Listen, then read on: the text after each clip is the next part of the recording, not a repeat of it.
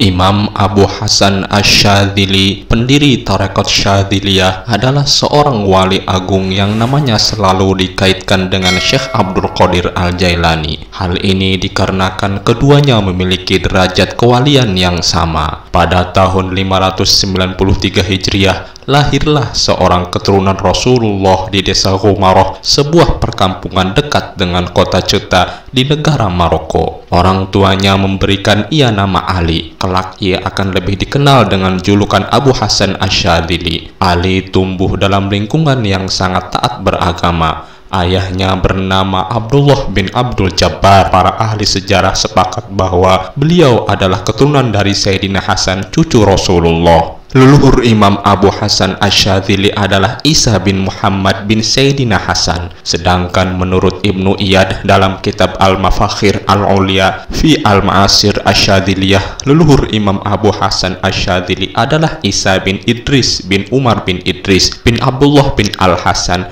Al-Musanna bin Sayyidina Hasan. Abu Hasan Asy-Syadzili adalah pendiri Tarekat Syadziliyah yang merupakan salah satu tarekat sufi terkemuka di dunia. Ia dipercayai oleh para pengikutnya sebagai salah seorang keturunan Nabi Muhammad yang lahir di desa Ghumarah dekat kota Sabtah, daerah Maghrib, pada tahun 593 Hijriah atau 1197 Masehi. Nama lengkap Syekh Abu Hasan Asy-Syadzili adalah Abu Hasan Asy-Syadzili Al-Idrisi Al-Hasani. Sebagian besar sumber yang berbicara tentang sejarah Asy-Syadzili sepakat bahwa ia lahir di negeri Maghrib pada tahun 593 Hijriah atau 1997 Masehi di sebuah desa yang bernama Ghumarah dekat kota Sabtah. Asy-Syadzili di desa ini di mana ia menghafal Al-Qur'anul Karim dan mulai mempelajari ilmu syariat. Kemudian ia pergi ke kota Tunis ketika masih sangat muda. Ia tinggal di sebuah desa yang bernama Syadzilah. Oleh karena itu, dia dinisbatkan kepada desa tersebut, meskipun dia tidak berasal dari sana, sebagaimana dikatakan oleh penulis Al-Qomus. Ada juga yang mengatakan bahwa ia dinisbatkan kepada desa tersebut karena dia tekun beribadah di sana. Imam Abu Hasan Asy-Syadzili memiliki postur tubuh yang kurus, jari jemari yang panjang, warna kulit yang bagus. Ia sangat fasih berbicara, ucapannya sangat lembut. Selain itu, ia selalu memakai pakaian yang indah dan menunggangi hewan tunggangan yang gagah. Terkadang ia juga tak segan untuk memakai pakaian sederhana, akan tetapi beliau tidak memakai pakaian yang ditambal sebagaimana beberapa kaum sufi lainnya. Awalnya Imam Abu Hasan Asy-Syadzili mengambil sanad ilmu tasawuf kepada Syekh Abu Abdillah Muhammad bin Al-Harazim di negara Maroko. Dari guru pertamanya inilah Imam Abu Hasan Asy-Syadzili mendapatkan pengesahan sebagai pengikut ajaran tasawuf. Kemudian Imam Abu Hasan Asy-Syadzili berkelana ke negara Tunisia. Di negara Tunisia inilah ia melanjutkan berguru kepada Syekh Abu Sa'id Khalaf bin Yahya At-Tamimi Al-Baji. Kedua guru agung Imam Abu Hasan Asy-Syadzili ini adalah dua murid kesayangan Syekh Abu Madyan Al-Maghribi. Selanjutnya pada tahun 618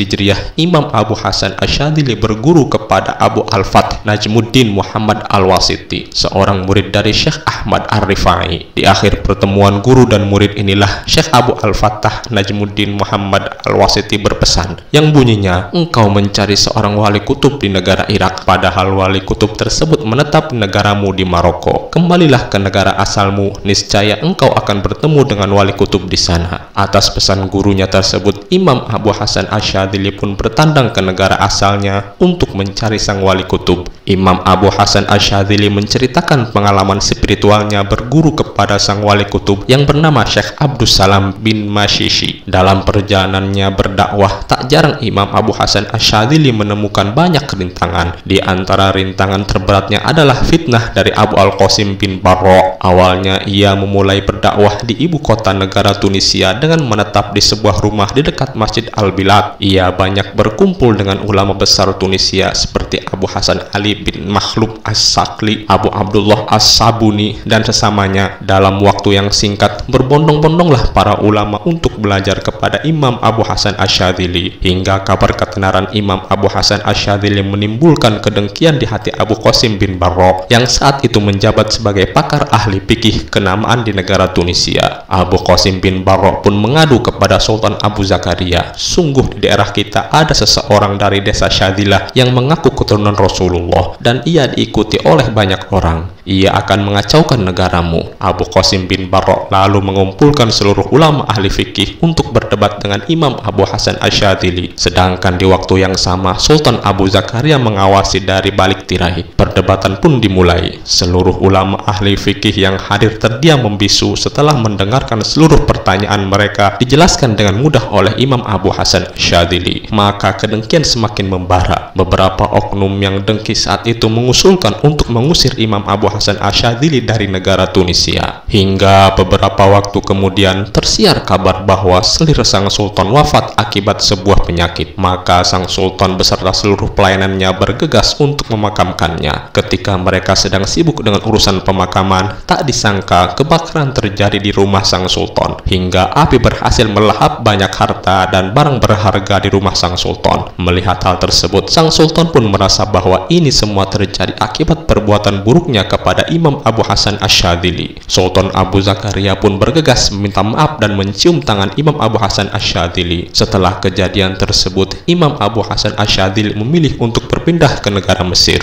Sedangkan kelak Abu Qasim bin Barra pada akhir hayatnya ditimpa musibah berupa sia-sia seluruh ilmunya, durhaka anak-anaknya, dan merasakan kezaliman di masa senjanya. Ini semua terjadi karena ia telah memusuhi Imam Abu Hasan Asy-Syadzili yang juga seorang kekasih Allah semasa hidupnya. Di antara kisah menarik dari Imam Abu Hasan Asy-Syadzili dengan Syekh Izzuddin bin Abdissalam adalah suatu ketika Imam Abu Hasan Asy-Syadzili menghendaki untuk berangkat haji bersama pengikutnya. Sedangkan waktu itu sedang terjadi penyerangan bangsa Tartar di Timur Tengah. Oleh karena itu, Syekh Izzuddin bin Abdissalam memfatwakan untuk menunda keberangkatan haji. Imam Abu Hasan Asy-Syadzili mendatangi Syekh Izzuddin bin Abdissalam lalu berkata, "Wahai Syekh, seandainya dunia dijadikan hanya sejengkal tanah dan diberikan kepada seseorang, maka boleh ia bepergian ke tempat yang dikhawatirkan." Maka Syekh Izzuddin bin Abdissalam menjawab, "Barang siapa yang diberikan anugerah demikian, maka ia terbebas dari fatwa. Sungguh aku bersama Allah, zat yang tiada Tuhan selain Allah, dan dia telah menjadikan dunia sebagai sejengkal tanah. Ketika aku melihat hal yang berbahaya bagi seseorang, aku akan menolongnya dan memberinya rasa aman, dan wajib adanya makom sederajat di antara kita di hadapan Allah, agar engkau memahami apa yang aku maksudkan," ujar Imam Abu Hasan Asy-Syadzili. Kemudian para pengikutnya pun berbondong-bondong untuk berhaji bersama Imam Abu Hasan Asy-Syadzili. Sejak kedatangannya di negara Mesir, Imam Abu Hasan Asy-Syadzili telah mendapatkan isyarat mengenai tempat wafatnya. Di akhir hayatnya, Imam Abu Hasan Asy-Syadzili berangkat untuk menunaikan haji. Akan tetapi di tengah perjalanan ia mengalami sakit parah. Sebelum wafatnya, Imam Abu Hasan Asy-Syadzili berwasiat untuk istiqomah membaca Hizb Bahar. Beliau berkata, "Jagalah Hizb Bahar untuk anak-anak kalian. Sungguh di dalamnya terdapat Asma al-Mu'azzam." Sebelum wafat, Imam Abu Hasan Asy-Syadzili menyuruh muridnya untuk mengambilkan air di sumur terdekat. Akan tetapi muridnya mengatakan, "Wahai tuanku, air di daerah ini asin sedangkan air yang kita bawa terasa segar. Bawakan air sumur kepadaku. Sungguh apa yang aku inginkan berbeda dengan yang kalian prasangkakan," jawab Imam Abu Hasan Asy-Syadzili. Maka Imam Abu Hasan Asy-Syadzili berkumur dengan air sumur tersebut dan ia mendoakan air bekas berkumurnya. Kemudian bekas air berkumur beliau dimasukkan ke dalam sumur terdekat. Dengan izin Allah, air sumur tersebut berubah menjadi segar dan melimpah. Imam Abu Hasan Asy-Syadzili wafat pada tahun 656 Hijriah di sebuah gurun pasir bernama Humaisarah yang berada di antara daerah Luxor dan Kina. Penerus tarekat Asy-Syadziliyah setelah beliau adalah Abu Abbas Al-Mursi. Makam beliau terletak di Humaisarah, Mesir. Dibutuhkan sekitar 3 jam perjalanan darat dari Aswan dan 4-5 jam dari Edfu. Itulah tadi kisah singkat mengenai Imam Abu Hasan Asy-Syadzili. Semoga bermanfaat. Assalamualaikum warahmatullahi wabarakatuh.